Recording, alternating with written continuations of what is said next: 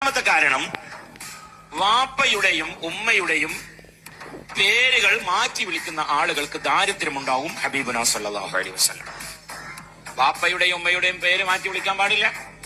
വാപ്പ ഉമ്മ തന്നെ വിളിച്ചാൽ മതി. ചിലര് ഫാദർ മദർ എന്ന് വിളിക്കും, അത് പേര് മാറ്റില്ല. ഫാദർ എന്ന് പറഞ്ഞതിന്റെ അർത്ഥം മദർ എന്ന് പറഞ്ഞാൽ വാപ്പ ഉമ്മ തന്നെയാണ്, എന്നാലും പേര് മാറ്റലാണ്.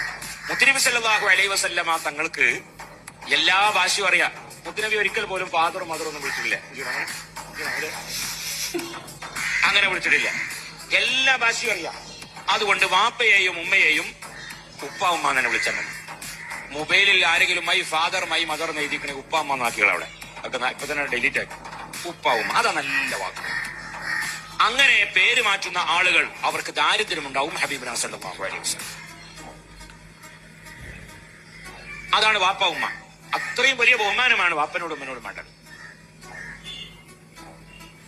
വാപ്പയും ഉമ്മയും ആരാവട്ടെ, ഇന്ന് വാപ്പനോടും ഉമ്മനോടൊന്നും അത്ര വലിയ ബഹുമാനമൊന്നുമില്ല.